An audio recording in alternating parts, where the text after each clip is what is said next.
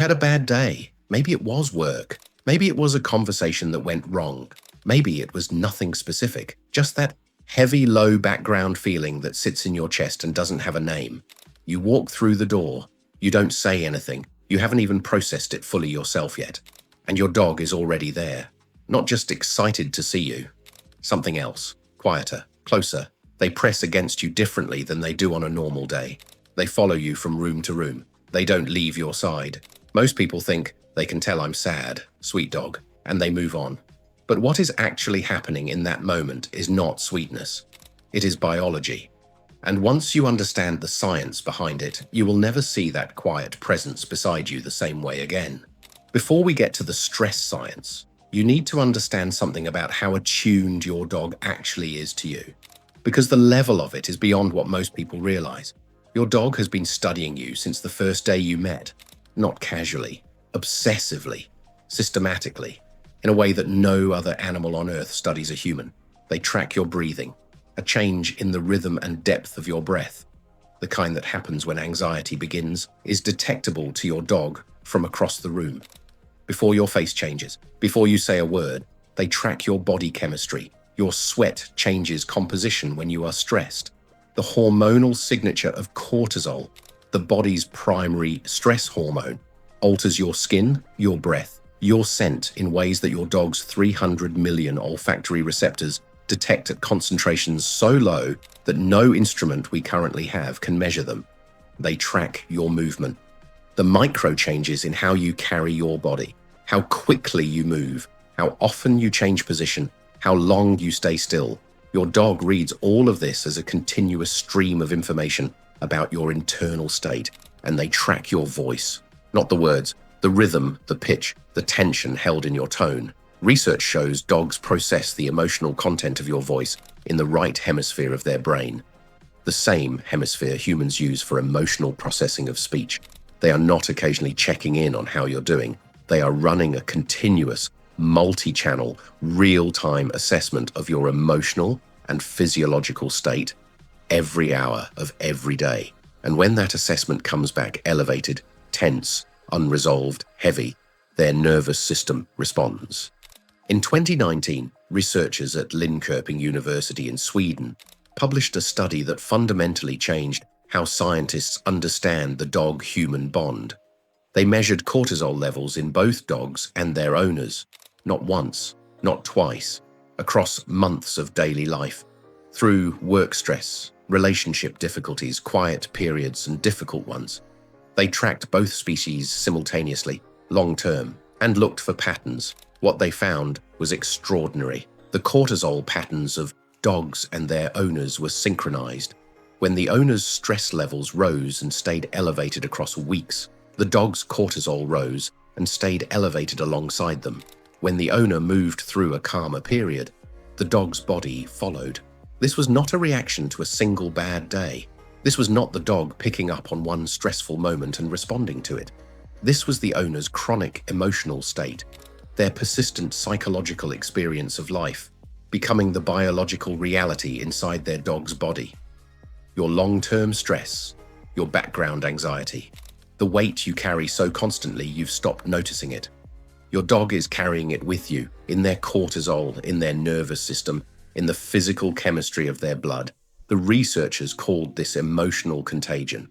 Not sympathy, not learned behavior, a genuine biological transmission of emotional state between two bonded individuals living in the same space. Here is the part that most people never sit with long enough. If you are going through a genuinely difficult period while sustained work stress, grief, anxiety that runs quietly in the background of your life, your dog is not watching you struggle from the outside. They are struggling alongside you, biochemically. Their cortisol is elevated, their nervous system is running hotter than it should. The stress you carry has become, in a measurable biological sense, their stress too. Dogs in chronically high-stress households show the same markers as chronically stressed humans: disrupted sleep, reduced appetite, lowered immune response, heightened startle reactions, behavioral changes that look exactly like what we would call anxiety in a person. They cannot tell you, they have no language for it, but their body is keeping score right alongside yours. This is not a reason for guilt. It is a reason for understanding. Your dog's well-being is more connected to your inner world than to almost anything else in their environment, more than their food, more than their exercise, more than any external factor. You are their emotional climate. You are the weather they live inside every single day. Here is what makes this science extraordinary, rather than just sobering. The same mechanism that allows your dog to absorb your stress also allows them to regulate it. Petting a dog for 10 minutes produces measurable drops in cortisol in humans, not self-reported relaxation, actual biological, measurable drops in the stress hormone. The effect appears within minutes and persists after the interaction ends. Making eye contact with your dog triggers an oxytocin release in both of you simultaneously. The bonding hormone, the safety signal, the neurochemical that tells the nervous system it is okay to relax. Simply having your dog in the same room during a stressful task measurably reduces cardiovascular reactivity. Your heart rate rises less, your blood pressure climbs less, and both return to baseline faster than they do when you face the same stressor alone. Your dog absorbs your stress, but they also actively, physiologically reduce it. The bond runs in both directions. The co-regulation is mutual. You calm them by being present. They calm you by being present. Two nervous systems woven together through years of shared life into something that functions almost like a single emotional unit. That is not poetic language. That is what the research shows. So the next time you walk through the door carrying something heavy and your dog is already pressed against your leg before you've even sat down, stop for just a second. They didn't learn that you were having a hard day. They felt it. Through your breathing, your chemistry, your body, your voice. Through every channel they have dedicated to reading you. And there are more of those channels than you will ever fully know.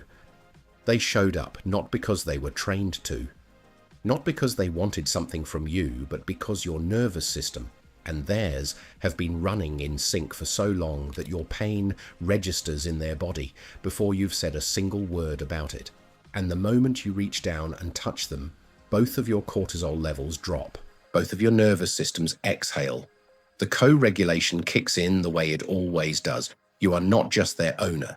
You are their emotional world. And they have been feeling everything you feel for longer than you ever knew.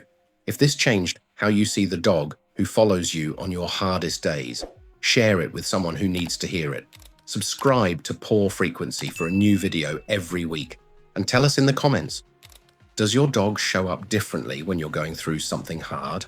We read everyone,